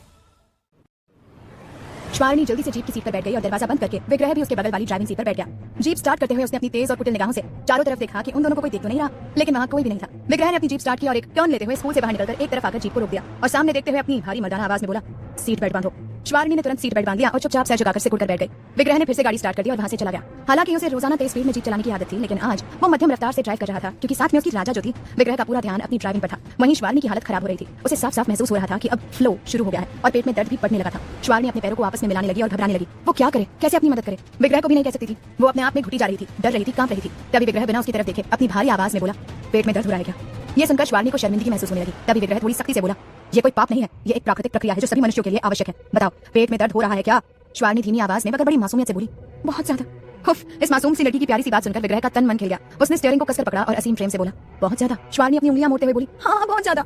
विग्रह ने दीवानगी और जुनून से उसकी तरफ देखा और शिद्दत से बोला, हम है ना। शिवानी का दिल धक धक करने लगा। इस बार उसने मुंह फेर लिया। ये देखकर राज सर के होठों पर एक आकर्षक मुस्कान आ गई और कुछ ही देर बाद उनकी जीप एक बड़े से मेडिकल शॉप के बाहर आके रुकी। विग्रह तुरंत जीप से उतरा और उस मेडिकल शॉप में चला गया। शिवानी को डर लगने लगा था कि वो राज सर के साथ घर कैसे जाएगी, जहां उसके पापा तो होंगे ही, और अगर उन्होंने शिवानी को किसी लड़के के साथ देखा तो शिवानी की हालत खराब कर देंगे। वो यही सोचे जा रही थी और वहीं विग्रह मेडिकल शॉप में खड़ा था और अपनी पूरी निगाहों से भिन्न भिन्न प्रकार के सैनिटरी नैपकिन को देखे जा रहा था। तभी शॉपकीपर बोली, जी सर, हम आपकी कैसे मदद कर सकते हैं? विग्रह को झिझक होने लगी कि वो अब कैसे कहे कि उसे अपनी राजा के लिए सैनिटरी नैपकिन लेना है, क्योंकि ये पहली बार ही कर रहा था वो और उसे कोई खास जानकारी भी नहीं थी। विग्रह के चेहरे को देखकर शॉपकीपर बोली, सर आपको क्या चाहिए? विग्रह ने कहा, सैनिटरी नैपकिन। कीपर ने पूछा, किस साइज का सर? ये सुनकर विग्रह हैरानी से अपने मन में बोला, अब इसमें भी साइज? विग्रह ने गहरी सांस ली और बोला, एक 16 वर्ष की कन्या है जिसका शरीर थोड़ा भरा हुआ है, उसके लिए चाहिए। शॉपकीपर समझ गई और उसने अपने हिसाब से सैनिटरी नैपकिन का पैकेट पैक करके विग्रह को सौंप दिया और बोली, सर और कुछ? विग्रह ने जल्दी से पेमेंट किया और बिना कुछ कहे वहां से चला गया। वो जल्दी से जीप में जाकर बैठ गया और शिवानी की तरफ उस बैग को बढ़ाते हुए बोला, लो घर जाकर देख लेना। अपने कांपते हाथों से शिवानी ने उस बैग को ले लिया और विग्रह ने बगल वाली जूस सेंटर में उसके लिए एक ऑरेंज जूस दिया और शिवानी को देते हुए बोला, इसे पियो, आराम मिलेगा। श्वारनी ने चुपचाप हाँ में अपनी गर्दन हिला दी और जूस ले लिया। विग्रह वापस जीप में जाकर बैठ गया और गाड़ी स्टार्ट हो गई। विग्रह की जीप आगे बढ़ रही थी, लेकिन मध्यम रफ्तार से, ताकि उसकी राजा को कोई तकलीफ ना हो। श्वारनी जैसे ही जूस को पीने लगी तभी विग्रह ने जीप की स्पीड और धीमी कर दी, ताकि राजा आराम से जूस पी सके। जोधपुर शहर के हाईवे पर जीप आगे बढ़ रही थी। विग्रह अपनी भूरी और जुनूनी निगाहों से सामने देखते हुए अपनी आकर्षक और दमदार आवाज में बोला, अब ठीक हो? श्वारनी ने कहा, जी। विग्रह ने अपने होंठ भींच लिया और फिर गहरी सांस लेते हुए शिद्दत से बोला, वैसे माता पिता ने विवाह कब तक करने का सोचा है तुम्हारा? ये सुनकर श्वारनी हैरान हो गई और अटकते हुए बोली, जी क्यों? विग्रह ने कहा, ताकि सही वक्त आने पर हम तुम्हारे लिए रिश्ता लेकर आए। ये सुनकर श्वारनी ने अपनी मुट्ठियां भींच ली और उसके दिल की धड़कनें बढ़ने लगी। अब वो इस बात का क्या जवाब दे उसे समझ नहीं आ रहा था। वो कुछ नहीं बोली तो विग्रह को ये बात अच्छी नहीं लगी और वो सख्ती और जुनून से बोला, विवाह तुम्हारा हमारे ही साथ होगा, क्योंकि किसी और के हम तुम्हें होने नहीं देंगे। ये सुनकर तो श्वारनी का रोम रोम खड़ा हो गया, लेकिन वो जिद्दी लड़की इस बार भी कुछ नहीं बोली और खुद में सिमटने लगी। कुछ देर बाद गाड़ी श्वारनी की सोसाइटी में एंटर हुई तो ये देखकर उसे हैरानी हुई कि क्या विग्रह को पता है कि श्वारनी कहाँ रहती है। यही सोचकर श्वारनी के रसीले होठों पर मुस्कान आ गई। जीप सोसाइटी के अंदर आगे बढ़ने लगी और जैसे ही श्वारनी का घर आने लगा तभी वो घबराते हुए बोली, रुकिए, इससे आगे मत जाइए। उसके इतना कहते ही विग्रह ने जीप रोक दी और जीप से बाहर निकलकर श्वारनी की तरफ का दरवाजा खोला और बोला, आओ। श्वारनी जीप से नीचे उतरने लगी तभी उसके पेट में दर्द हुआ और वो बोली, हाँ मम्मा। श्वारनी की यह दर्द भरी आवाज सुनकर विग्रह के सीने में दर्द हुआ और उसने जैसे ही उसे छूने के लिए अपना हाथ आगे बढ़ाया तो श्वारनी पीछे हट गई। विग्रह का हाथ हवा में ही रह गया और श्वारनी जीप से नीचे उतर आई। उसने घबराते हुए सीट की तरफ देखा जिस पर वो बैठी थी, जहां पर हल्का सा दाग लगा हुआ था, जिसे देखकर उसकी हालत खराब हो रही थी और वो खड़ी खड़ी कांपने लगी। उसे बहुत ज्यादा शर्मिंदगी महसूस हो रही थी और उतना ही ज्यादा खुद पर गुस्सा भी आ रहा था। इतनी बड़ी होकर भी उससे इतनी बड़ी लापरवाही कैसे हो सकती है? वो भी उस इंसान के सामने जो उसके लिए सब कुछ है, जिसकी वो दीवानी है, जो उसका क्रश है। उस इंसान के सामने तो उसे बहुत सलीके से रहना चाहिए था, लेकिन उसका तो इंप्रेशन ही खराब पड़ गया। विग्रह राज के सामने ही वो पीरियड्स में हो गई और अब उसकी गाड़ी में ये निशान भी। न जाने अब वो जब भी उसे देखेगा तो श्वारनी के बारे में क्या सोचेगा। उसको खुद से ही नफरत होने लगी थी। हालांकि वो जानती है कि पीरियड्स कोई बुरी चीज नहीं है, बल्कि ये तो एक नेचुरल प्रोसेस है जिसका सभी को सामना करना चाहिए। वो भी सम्मान करती है, लेकिन थोड़ी हिचकिचाहट तो होती ही है कि कोई दाग धब्बे देखे, वो भी वो इंसान जिससे आप प्रेम करते हो। श्वारनी की घबराहट देखकर विग्रह ने भी सीट पर लगे दाग को देखा और गहरी सांस लेकर उसकी झुकी हुई पलकों को देखते हुए सच्ची शिद्दत से बोला, ए राजा, ऐसे घबराने की कोई जरूरत नहीं है। आपका सब कुछ सिर्फ हम ही तो देख रहे हैं और जिंदगी भर हम ही देखेंगे। विग्रह की इतनी सुंदर बात सुनकर श्वारनी की आंखें भर आई। तभी विग्रह उसके और करीब आने लगा। उसका मन कर रहा था कि इस कन्या को एक बार सीने से लगाकर शांत कर दे, इसे हिम्मत दे कि ये अकेली नहीं है। इसके साथ विग्रह जीवन भर खड़ा है, चट्टान बनकर। लेकिन वो अभी ऐसा कुछ नहीं कर सकता था, वरना ये लड़की उसके सामने आना ही बंद कर देगी, जो विग्रह को बर्दाश्त नहीं होगा, क्योंकि श्वारनी अब उसकी आदत बन चुकी है, उसकी जीवनी बन चुकी है, जिसके बिना वो अब रहने के ख्याल से भी नफरत करने लगा है। विग्रह बेताबी और जुनून से उसकी तरफ बढ़ने लगा। तभी श्वारनी पीछे हट गई और घबराते हुए बोली, हम जाएं? विग्रह अपनी जगह पर रुक गया और जीप के बोनेट से टिककर खड़ा होकर अपनी राजा के सुंदर से चेहरे को देखते हुए जुनून से बोला, हम कह दे कि नहीं जाना है तो? श्वारनी का तन बदन से हर उठा और वो नाम में अपनी गर्दन हिलाते हुए पीछे हटने लगी। ये देखकर विग्रह उसके इश्क में लीन होकर उसके पास आने लगा तो श्वारनी घबरा गई और इस बार उसने आओ देखा न ताओ और सीधा वहां से भाग गई और अपने घर के अंदर घुस गई। जैसे ही वो विग्रह की नजरों से ओझल हुई तो विग्रह ने अपनी मुट्ठी भींच ली और बेकरारी से बोला, तुम्हें तो हासिल करके रहेंगे, लेकिन उससे पहले तुम्हें जैसलमेर लेकर जाएंगे। जी भरकर देखेंगे और वहां पर रोक नहीं पाओगे राजा। श्वारनी ने डोरबेल बजाई। विक्रम जी ने दरवाजा खोला और अपनी बेटी को देखकर हैरानी से बोले, अरे चिड़िया, इतनी जल्दी कैसे आ गए आप? श्वारनी शर्मिंदगी महसूस करने लगी और अपने पापा से नजरें झुकाकर बोली, पापा हमारी तबीयत ठीक नहीं है तो हम घर आ गए, हम थोड़ी देर सोने जा रहे हैं। विक्रम जी ने उसके चेहरे को थाम लिया और प्यार से बोले, हाँ हमारा बच्चा, जाओ आप आराम करो, हम आपके लिए कॉफी लेकर आते हैं, आपकी माँ को आने में देरी होगी। श्वारनी ने हाँ में अपनी गर्दन हिलाई और जल्दी से ऊपर अपने कमरे में चली गई। बाथरूम में घुसकर उसने जल्दी से अपने कपड़े उतार दिए और तब उसे ज्ञात हुआ कि अभी भी उसे पीरियड्स आ रहे हैं। उसने गहरी सांस ली और रूम से बाहर निकल आई। उसे समझ नहीं आ रहा था कि आगे क्या करना चाहिए। मम्मा भी घर पर नहीं थी, लेकिन तभी उसकी नजर बेड पर रखे उस बैग पर पड़ी जो विग्रह ने उसे दिया था। श्वारनी ने उस बैग को खोला तो देखा अंदर सैनिटरी नैपकिन का बड़ा सा पैकेट था, जिसे देखकर वो हैरान रह गई। लेकिन उसने पैकेट को लिया और बाथरूम में चली गई। कुछ देर बाद ही वो फ्रेश होकर बाथरूम से बाहर निकल आई और आईने के सामने खड़ी होकर अपने रूम को देखकर बहकने लगी। अचानक से उसे अपने शरीर में बदलाव महसूस होने लगा कि अब वो परिपक्व हो चुकी है हर तरीके से। उसके गाल लाल हो गए और आंखों में हया छाने लगी, सिर्फ और सिर्फ विग्रह के कारण। विग्रह के बारे में सोचते हुए उसका अंग अंग खिल उठा और तभी वो अपनी मीठी मधुर आवाज में बोली, उन्हें हमारी कितनी परवाह है, लेकिन हम उनसे ठीक से बात भी नहीं करते हैं। यही सब सोचते हुए उसे विग्रह का ख्याल आया और वो बेचैन होकर जल्दी से खिड़की के पास आकर नीचे देखने लगी, लेकिन कहीं पर भी विग्रह नहीं था। ये देखकर वो उदास हो गई और बोली, हम सच में पागल हैं, अब वो इतनी देर थोड़ी ना इंतजार करेंगे, चले गए होंगे। क्या विग्रह और श्वारनी के बीच बढ़ने वाला है रोमांस? लेकिन क्या होगा जब श्वारनी के घरवालों को सच पता चलेगा? प्यार के लिए इस बार होने वाली है जिद की सारी हदें पार। बस बने रहिए हमारे साथ और सुनते रहे हमारे जिद्दी बालम साहब, सिर्फ और सिर्फ प्रतिलिपि FM पर। श्वारनी को अचानक से अपने शरीर में बदलाव महसूस होने लगा कि अब वो परिपक्व हो चुकी है हर तरीके से। उसके गाल लाल हो गए और आंखों में हया छाने लगी, सिर्फ और सिर्फ विग्रह के कारण। विग्रह के बारे में सोचते हुए उसका अंग अंग खिल उठा और तभी वो अपनी मीठी मधुर आवाज में बोली, उन्हें हमारी कितनी परवाह है, लेकिन हम उनसे ठीक से बात भी नहीं करते हैं। यही सब सोचते हुए उसे विग्रह का ख्याल आया और वो बेचैन होकर जल्दी से खिड़की के पास आकर नीचे देखने लगी, लेकिन कहीं पर भी विग्रह नहीं था। ये देखकर वो उदास हो गई और बोली, हम सच में पागल हैं, अब वे इतनी देर से थोड़ी ना इंतजार करेंगे, चले गए होंगे। श्वारनी के इतना कहते ही उसके कानों में जीप का हॉर्न सुनाई दिया, जिसे सुनते ही वो ऊपर से नीचे तक से हर उठी। उसने अपने घर की दाईं तरफ देखा तो जीप में बैठा विग्रह अपनी जुनूनी और शिद्दत भरी निगाहों से उसे ही देखे जा रहा था। अपने राज को देखते ही श्वारनी के गाल लाल हो गए, सांसें तेज हो गई और सीना ऊपर नीचे होने लगा। उसने अपने कुर्ते को कसकर पकड़ लिया और अपनी खूबसूरत निगाहों से विग्रह को देखते हुए शर्माने लगी। तभी विग्रह ने हाथ से इशारा करते हुए पूछा कि क्या वो ठीक है? ये देखकर श्वारनी ने हाँ में अपनी गर्दन हिला दी और तुरंत खिड़की बंद करके छुप गई। विग्रह राज सूर्यवंशी ने अपने रेशमी बालों में हाथ डालकर स्टाइल से उन्हें पीछे किया और वहां से चला गया। प्यारी श्वारनी की खुशी का कोई ठिकाना नहीं था। विग्रह आज उसके साथ था, उसकी मदद कर रहा था और इन्हीं सब में वो अपने पेट दर्द को भूल चुकी थी। कुछ देर बाद उसकी मां घर आई, जिन्हें उसने सब कुछ बता दिया। तो दीपिका जी ने बड़े प्यार से उसे सब कुछ समझाते हुए कहा, श्वारनी, मासिक धर्म शुरू होने लगे हैं तो बहुत अच्छी बात है, इससे आप एक पूर्ण महिला बन गई हैं, परिपक्व हो गई हैं। ये खुशी की बात है, लेकिन साथ ही साथ अब आपको सावधानी बरतने की भी आवश्यकता है, जैसे कि किसी मर्द को स्वयं के निकट नहीं आने देना। अब आप समझती ही हैं, हम विस्तार से कैसे बताएं? ऐसा करना, तानिया से सब जान लेना, वो बड़ी होशियार लड़की है, ठीक है? चलो अब आप आराम करो और ठीक लगे तो ही स्कूल जाना, वरना मस्ती करो घर पर। अपनी मां का प्यार और उनके इस तरह से समझाना प्यारी श्वारनी को बहुत अच्छा लगा। वो बहुत अच्छा महसूस कर रही थी। उसने तो सोचा था कि जब वो पीरियड्स में होगी तो शायद उसका दिमाग खराब हो जाएगा, लेकिन उसे तो चारों तरफ से प्यार और परवाह मिल रही थी। सबसे पहले तो विग्रहराज ने उसका कितना अच्छे से ख्याल रखा, उसके बाद उसकी मां ने भी। पीरियड्स ने तो श्वारनी की जिंदगी में एक सकारात्मक छाप छोड़ती थी। आज का पूरा दिन उसने विग्रह के नाम कर दिया। अर्थात उसके ख्यालों में खोई रही, उसके बारे में ही सोचती रही। अगले दिन शिवानी स्कूल जाने के लिए रवाना हुई, तभी तान्या ने आकर उसे सरप्राइज दे दिया और दोनों की खुशी का ठिकाना नहीं रहा। अब दोनों सहेलियां एक साथ स्कूल चली गईं, जहां जाकर उन्हें पता चला कि कल उनका स्कूल उन्हें जैसलमेर पिकनिक लेकर जा रहा है, वो भी सिर्फ 11वीं और 12वीं कक्षा की लड़कियों को। ये जानकर दोनों को बहुत खुशी हुई और बाद में उदासी भी हुई, क्योंकि उनके माता पिता उन्हें अनुमति नहीं देंगे। दोपहर के भोजन के समय तान्या ने शिवानी को सारा ज्ञान दिया पीरियड्स के बारे में, जिसे सुनकर शिवानी को थोड़ी घबराहट हुई। तभी तान्या उसे छेड़ते हुए बोली, अब तो तुम अपने राज सर से दूर से ही बातें करना और उन्हें दूर से ही देखना, वरना कहीं कुछ गड़बड़ ना हो जाए, सोच लेना। ये सुनकर शिवानी शर्म से पानी पानी हो गई और अपनी नजरें चुराते हुए बोली, थक, कुछ भी बोल रही है यार, ऐसा कुछ नहीं है, और वैसे भी हम उनसे दूर ही रहते हैं। तान्या हंसने लगी और बोली, अच्छा ये सब छोड़ो, ये तो भविष्य में जब होगा तब देखेंगे, फिलहाल ये बताओ कि घर वालों को पिकनिक के लिए कैसे मनाना है, क्योंकि यार हम तो जैसलमेर जाना चाहते हैं। शिवानी ने कहा, हम दोनों अपनी पूरी कोशिश करेंगे और दोनों में से अगर किसी के भी माता पिता मान जाएंगे ना, तो दूसरे के माता पिता से वही बात कर लेंगे और हम थोड़ा भावुक नाटक भी करेंगे अपने माता पिता को मनाने के लिए, क्योंकि सच में हमें भी जैसलमेर जाना है। वैसे भी सिर्फ 1-1.5 दिन की तो बात है, क्या ही हो जाएगा, और लड़के भी नहीं है साथ में, यही तो सबसे अच्छी बात है, फिर तो कोई टेंशन ही नहीं होगी, हम मम्मा पापा को मना ही लेंगे, थोड़ी मेहनत करनी पड़ेगी। तान्या ने हाँ कहा और दोनों लड़कियां घर जाकर अपने अपने माता पिता को राजी करने में लग गई। दोनों ने दुनिया भर के नाटक किए, कई तरह के तर्क पेश किए, स्कूल की तरफ से पत्र भी पढ़वाया कि क्या क्या सुविधाएं होंगी और किस प्रकार लड़कियों का ख्याल रखा जाएगा। लड़के साथ में नहीं होंगे, महिला स्टाफ नहीं होगा, सबको सुरक्षित रूप से ले जाया जाएगा और वापस लाया जाएगा, फीस भी नहीं ली जा रही है, मुफ्त में ले जा रहे हैं। लगभग 3-4 घंटे की मेहनत और 2-4 आंसू बहाने के बाद दोनों लड़कियों के माता पिता आखिरकार मान ही गए। देर रात तक दोनों ने अपनी पैकिंग कर ली और सोने चली गई। घूमने की खुशी में शिवानी अपने राज सर को तो भूल ही गई थी, लेकिन उसे क्या पता था कि जहां वो जा रही है उसे वहीं पर उसके राज सर भी मिल जाएंगे और फिर शुरू होगी इनकी जुनूनी मोहब्बत की अनोखी दास्तां।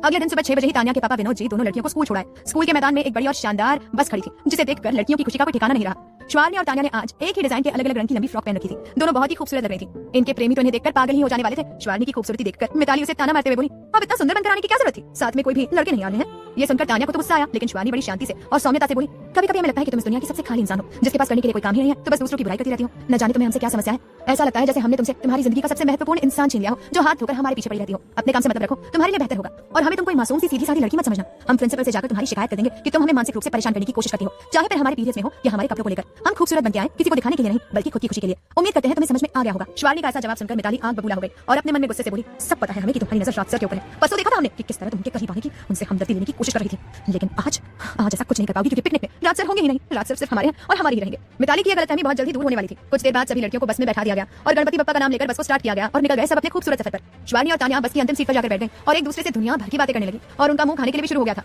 अभी तो बस में सब बैठे ही थे कि दोनों ने खाना खाना शुरू कर दिया, और वैसे भी उन दोनों की माताओं ने उनके लिए बहुत सारा खाना साथ में भेजा था। भले ही स्कूल की तरफ से सब कुछ दिया जा रहा था, लेकिन माता पिता तो हमेशा बच्चों की कुछ ज्यादा ही चिंता करते हैं। दोनों लड़कियां खाने में वैसे भी बहुत माहिर हैं और अभी भी उनका मुंह चल ही रहा था। बाकी लड़कियां उन्हें हैरानी से देख रही थी कि इन दोनों को इतनी जल्दी भूख कैसे लग सकती है। खाना खाने और ढेर सारी बातें करने के बाद दोनों थक गए और सो गए। लगभग 2 घंटे बाद बस को एक पेट्रोल पंप पर रोका गया ताकि सभी विद्यार्थी और शिक्षक फ्रेश हो जाएं। तान्या और शिवानी भी अपना अपना हैंडबैग लेकर नीचे उतर आई और वॉशरूम की तरफ बढ़ते हुए तान्या बोली, आज तुम्हारा तीसरा दिन है ना, तो तुम्हें ज्यादा दिक्कत तो नहीं हो रही? शिवानी ने कहा, नहीं, पहले दिन पेट दर्द हुआ था, दूसरे दिन बहुत ब्लीडिंग हुई थी, पर अब सब ठीक है, इसलिए तो हम आए हैं, वरना आते ही नहीं। तान्या ने कहा, हाँ, तो कोई भी दिक्कत हो ना तो हमें बता देना, क्योंकि हम अतिरिक्त सैनिटरी नैपकिन साथ में लेकर आए हैं, क्योंकि कोई भरोसा नहीं, कभी भी कुछ भी हो सकता है और हमारे भी पीरियड्स आने वाले हैं। तान्या की बात सुनकर शिवानी ने हाँ कहा और दोनों लड़कियां आगे बढ़ने लगी। वहीं शिवानी के लंबे लहराते हुए बालों को कोई अपनी नशीली और जुनूनी निगाहों से एक टक देखे जा रहा था और उसके प्रेम में पागल हुए जा रहा था। अब बस उसे इंतजार था जैसलमेर पहुंचने का। उसके बाद शुरू होगी उसकी जुनूनी मोहब्बत, जिससे शिवानी दूर नहीं हो पाएगी। कैसा होगा शिवानी का जैसलमेर का सफर? बनेंगी सुनहरी यादें या लगेगी कभी ना भूल पाने वाली चोटें? प्यार के लिए इस बार होने वाली है जिद की सारी हदें पार। बस बने रहिए हमारे साथ और सुनते रहिए हमारे जिद्दी बालम साहब, सिर्फ और सिर्फ प्रतिलिपि एफएम पर। तान्या की बात सुनकर शिवानी ने हाँ कहा और दोनों लड़कियां आगे बढ़ने लगी। वहीं शिवानी के लंबे लहराते हुए बालों को कोई अपनी नशीली और जुनूनी निगाहों से एक टक देखे जा रहा था और उसके प्रेम में पागल हुए जा रहा था। अब बस उसे इंतजार था जैसलमेर पहुंचने का। उसके बाद शुरू होगी उसकी जुनूनी मोहब्बत, जिससे शिवानी दूर नहीं जा पाएगी। तान्या और शिवानी बाथरूम में चली गई। सबसे पहले शिवानी फ्रेश होकर बाथरूम से बाहर निकल आई और चिंतित होकर अपनी फ्रॉक को पीछे से देखने लगी कि कोई दाग तो नहीं लगा। उसके ऐसा करते ही दूर खड़ा शख्स, जिसकी जुनूनी निगाहें उस पर ही टिकी हुई थी, अचानक बेचैन हो गया और अपनी मुट्ठी भींचकर एक टक शिवानी को देखता रहा, जिसके सुंदर से चेहरे पर शिकन आने लगी थी। वो बड़ी खूबसूरती से अपने निचले होंठ को दांतों के बीच दबाते हुए अपनी फ्रॉक को जांच कर रही थी। वो शख्स शिवानी की हर अदा पर फिदा हो जा रहा था, उसके प्यार में पागल हो जा रहा था, लेकिन उस पर कड़ी नजर रखे हुए था ताकि शिवानी को छोटी सी भी दिक्कत ना हो। शिवानी ने अच्छे से जांच की, कोई दाग नहीं था। शिवानी वहां गाना गुनगुनाते हुए टहलने लगी। ठंडी हवाएं चल रही थी, आसपास काफी हरियाली थी। शिवानी के बाल लहराए जा रहे थे और उसके चेहरे पर आकर उस नाजुक सी हसीना को परेशान कर रहे थे और वो बार-बार अपने बालों को पीछे किए जा रही थी। उसकी एक एक अदा और नजाकत देखकर वो शख्स पागल हो जा रहा था और खुशी से मुस्कुरा रहा था। उसने अपने माथे पर आते अपने रेशमी बालों को सेट किया और जुनून से बोला, पालेंगे तुम्हें। उस शख्स के इतना कहते ही शिवानी का दिल जोरों से धड़कने लगा। शिवानी बेचैन हो जा रही थी, तन बदन से हर उठा था और वो लगातार अपने पिया जी को ढूंढ रही थी। उसकी ऐसी बेचैनी और तड़प देखकर उस पर नजरें टिकाए खड़े शख्स का सीना ऊपर नीचे होने लगा। उसका अंग अंग खिल उठा और उसने अपनी मुट्ठी भींचकर जुनून से कहा, जी करता है तुम्हारी सारी बेचैनी दूर कर दे, तुम्हें अपनी बाहों में भर सीने से लगाकर असीम सुख दे। वो शख्स अपनी निगाहों में असीम प्रेम और शिद्दत लिए शिवानी को देखे जा रहा था। वहीं शिवानी बेचैन हुई जा रही थी। तभी तान्या ने उसके कंधे पर हाथ रखा तो शिवानी घबरा गई। उसकी ऐसी हालत देखकर तान्या चिंतित होकर बोली, क्या हुआ शिवानी, किसी ने कुछ कहा क्या? शिवानी ने तान्या का हाथ पकड़ा और बेचैनी से बोली, वो यही कही है तान्या, हम उन्हें महसूस कर सकते हैं, उनकी उपस्थिति हमें महसूस हो रही है। तान्या इधर उधर देखते हुए बोली, शिवानी तुम्हें कोई गलतफहमी हुई है, राज सर यहाँ पर नहीं है, वो नहीं आ सकते यहाँ पर। तुम पूरे दिन उनके बारे में ही सोचती रहती हो, इसलिए तुम्हारे दिमाग में वही घूमते रहते हैं, लेकिन ऐसा कुछ भी नहीं है। अब कुछ दिनों के लिए उन्हें भूल जाओ और ट्रिप का मजा लो यार। चलो हम बस में बैठते हैं। तान्या शिवानी को लेकर वहां से चली गई। दोनों बस में बैठ गई और उनकी बस सीधा जैसलमेर के लिए निकल गई। सुबह 11 बजे के आसपास वो लोग जैसलमेर शहर पहुंच गए। जैसलमेर की खूबसूरती देखकर ही शिवानी का अंग अंग खिल उठा और आंखों में चमक आ गई। स्कूल की बस जैसलमेर शहर की एक 5 स्टार होटल में दाखिल हुई, जिसे देखकर सारी लड़कियां हैरान रह गई कि स्कूल वालों ने तो काफी खर्चा किया है इतनी महंगी और आलीशान होटल में रुकवाकर। लेकिन अब इन लड़कियों को कौन समझाएगा कि ये सारा खर्चा तो विग्रहराज ने अपनी राजा के लिए किया है। उसके साथ कुछ वक्त बिताने के लिए उसने करोड़ों का खर्चा मोल ले लिया। सभी लड़कियां बस से उतर गईं और उस होटल को देखकर खुशी से झूम उठी। ये सारे नजारे देखकर तान्या हैरानी से बोली, वाह शिवानी, मानना पड़ेगा इन सूर्यवंशियों को, कितने अमीर है ये लोग। तुम्हें पता है ये होटल कितनी महंगी है, यहाँ का एक दिन का किराया भी बहुत ज्यादा है, हम लोग तो सोच भी नहीं सकते। और यहाँ पर हम पूरे 1.5 दिन तक रुकेंगे, तो सोचो स्कूल के मालिकों के सर पर कितना बड़ा खर्चा चढ़ गया है। और उन लोगों ने हमसे फीस भी नहीं ली, मुफ्त में टूर करवा रहे हैं। शिवानी के चेहरे पर मुस्कान आ गई और वो प्यार से बोली, जब उनके पास इतने पैसे होंगे तभी तो उन्होंने खर्च किया है, हमें क्या मतलब है, हमें तो बस मजे लेना है और जैसलमेर का स्वादिष्ट खाना खाना है। बहुत दिन से हमने दाल बाटी चूरमा नहीं खाया और मम्मा बता रही थी कि जैसलमेर के दाल बाटी चूरमा बहुत स्वादिष्ट होते हैं। इसके अलावा हमें रेगिस्तान भी देखना है, सर्दियों का मौसम है तो मजा आ जाएगा। रेगिस्तान का जिक्र होते ही तान्या भी खुश हो गई और बोली, हाँ शाम को ही थार रेगिस्तान देखने जाएंगे, यहाँ से तो बहुत नजदीक है, बहुत मजा आएगा, हम धोरों पर भागेंगे। दोनों लड़कियां खुश हो रही थी कि तभी उनकी टीचर उन सभी लड़कियों को उनके कमरे में भेज देती है। एक कमरे में 2 लड़कियां रुकने वाली थी, तो तान्या और शिवानी एक रूम में चली गई, जिसे अंदर से देखते ही दोनों की आंखें फटी की फटी रह गई और दोनों एक साथ धड़ाम से नीचे गिर गई और छत को देखकर खुश होने लगी। तान्या और शिवानी बेड पर लेटी हुई थी और उन दोनों ने अपनी आंखें बंद कर ली। तभी उनके सामने उनके अपने अपने प्रेमियों के हैंडसम और आकर्षक चेहरे घूमने लगे, जिन्हें देखकर उन दोनों का दिल धक धक करने लगा और वो दोनों तुरंत एक दूसरे की तरफ देखते हुए बेचैन होकर एक साथ बोली, काश वो यहाँ होते। एक दूसरे की बात सुनकर उन दोनों की आंखें भर आई। शिवानी ने तान्या के चेहरे को थाम लिया और भावुक होकर बोली, तुमने अपने प्यार का इजहार तो किया है, यही बड़ी बात होती है, लेकिन यहाँ हमें देखो, हम कितने बड़े कायर और निर्दयी हैं कि उनके बार-बार हम पर हक जताने के बावजूद हम उनसे मुंह मोड़ लेते हैं। उन्हें कितना बुरा लगता होगा, कितने तड़पते होंगे वो हमारे लिए, लेकिन हम उनसे दूरी बनाए रखते हैं ताकि उन्हें कभी कोई छोटी उम्मीद हमसे न मिले, क्योंकि हम जानते हैं कि हमारे परिवार वाले कभी नहीं मानेंगे। तो हम रात सर का दिल तोड़ना नहीं चाहते। ये सुनते ही तान्या उसके गले से लग गई और भावुक होकर बोली, काश वो दोनों हमें मिले ही नहीं होते, काश हमें उनके लिए भावना ही नहीं होती, तो आज ये तड़प ना होती। दोनों एक दूसरे के गले लगी हुई थी और अपने दुख को बाहर निकाल रही थी। कुछ देर बाद दोपहर के भोजन के लिए सभी लोग होटल के डाइनिंग हॉल में इकट्ठा हो गए। एक बड़ी डाइनिंग टेबल पर सारी लड़कियां और टीचर्स बैठे हुए थे और उन्हें तरह तरह का भोजन परोसा जा रहा था, जिसे देखकर सबको हैरानी हो रही थी। लेकिन तान्या और शिवानी की आंखों में खाने का लालच साफ नजर आ रहा था। वो दोनों तो खाने पर टूट पड़ी और मजे लेने लगी। उनसे थोड़ी दूरी पर सामने की टेबल पर एक लड़का टोपी लगाकर बैठा हुआ था, जो कभी अपने मोबाइल की स्क्रीन को देखता तो कभी तान्या को देखता। तान्या को खाना खाते देख उसने अपना सर पीट लिया और हैरानी से कहा, ये लड़की भी ना, देखो कैसे खा रही है, जैसे आज धरती पर आखिरी बार खाना इसे मिल रहा हो, उसके बाद तो जैसे खाना खत्म ही होने वाला है। लेकिन आज हमारी जोड़ी बहुत अच्छी बनेगी, अब जल्दी से इसका खाना हो जाए तो इसे अपने साथ ले जाए कहीं दूर। तान्या को देखते हुए शुभम के चेहरे पर एक आकर्षक मुस्कान आ गई और उसका दिल धक धक करने लगा। खाना हो जाने के बाद टीचर्स उन सभी लड़कियों को मरुस्थल घुमाने के लिए ले गए। रेगिस्तान को देखते ही तान्या और शिवानी खुशी से झूम उठी। ये सुंदर सा नजारा देखकर शिवानी ने अपनी बाहें फैला दी और आंखें बंद करके अपनी खुशी महसूस करने लगी। वहीं उससे थोड़ी दूरी पर एक ऊंट के ऊपर बैठा शख्स अपनी जुनूनी और शिद्दत भरी निगाहों से उसे देखकर बेहद आकर्षक तरीके से मुस्कुरा रहा था। अपने रेशमी बालों को सहलाते हुए वो अपनी राजा को जुनून से देखते हुए बोला, तुम्हारे लिए तो मैं इस दुनिया से नाता तोड़ने को तैयार हूँ। अचानक ही शिवानी का अंग अंग खिलने लगा, बहुत ही ज्यादा खूबसूरत एहसास होने लगे और निगाहों के सामने विग्रहराज का वो हैंडसम और आकर्षक चेहरा घूमने लगा। शिवानी के होठों पर बेहद आकर्षक मुस्कान आ गई, जिसे देखकर विग्रह गदगद हो गया और ऊंट से नीचे कूद गया। वो तेजी से शिवानी की तरफ बढ़ने लगा। शिवानी ने अभी तक उसे देखा भी नहीं था कि कोई उसके निकट आ रहा है, बल्कि वो तो अपनी धुन में मग्न थी। रात सर का स्मरण किया जा रही थी, सब लोग अपनी मस्ती में गुम थे, किसी को किसी पर ध्यान ही नहीं था। तान्या तो रेत पर बैठकर उसे हाथ में लेकर मुस्कुरा रही थी और बस शुभम राठौड़ को याद किया जा रही थी। वो अपनी बाहें फैलाकर आंखें बंद करके सूर्य की किरणों को खुद पर महसूस कर रही थी। तभी वो शख्स उसके ठीक पीछे आकर खड़ा हो गया। तभी शिवानी के बाल लहराते हुए उसके चेहरे पर आ गए, तो असीम सुख और जुनून से उस शख्स ने अपनी आंखें बंद करके बालों की महक लेते हुए कहा, राजा देख लो मिट गई दूरियां। ये हसीन, आकर्षक और कशिश से भरी मर्दाना आवाज सुनकर तो शिवानी का पूरा बदन कांप उठा। उसने तुरंत अपनी आंखें खोली और जैसे ही पीछे मुड़ी तो वहां कोई नहीं था। वो समझ गई थी कि उसके राज सर उसके इर्द गिर्द ही हैं। वो दिखते नहीं है, लेकिन शिवानी उन्हें महसूस कर सकती है। शिवानी तड़पने लगी और अपने सीने पर हाथ रखकर राज सर को याद करते हुए इधर उधर देखने लगी। क्या इस ट्रिप में विग्रह और शिवानी के बीच मजबूत होने वाला है रिश्ता? कैसे होगा शिवानी का जैसलमेर का सफर? बन रही यादें या लगेगी कभी ना भूल पाने वाली चोटें? प्यार के लिए होने वाली है जिद की सारी हदें पार। बस बने रहिए हमारे साथ और सुनते रहिए